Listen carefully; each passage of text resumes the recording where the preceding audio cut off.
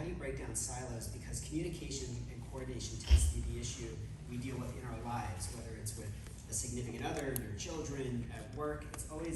It tends to be a breakdown in communication and coordination.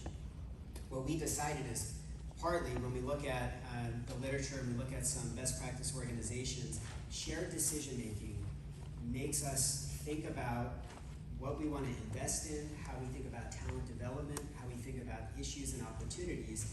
We start looking at problems much more holistically when you combine the skill set and experience of an administrator with a physician leader and a nurse leader. And when you give them accountability for teams that are more alike than different, you start to find a lot of ways in which we can help each other.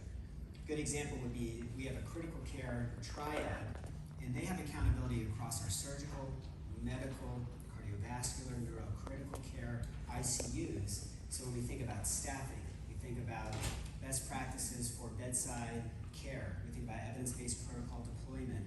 They are working together in concert. Even we're in the process of capital right now. They're vetting the capital submissions across all the ICUs to see, are we asking for twice as much as we actually need because we don't have a mechanism to share certain devices. But this idea of having ownership at the strategic level, it's a large organization, academic medicine is very tricky, but we're starting to make it smaller by saying we have a collection of leaders at the senior level that have buckets of teams. It does create different silos, but you'll see in the next slide of how we think about cross-cutting each of the triads. And then locally,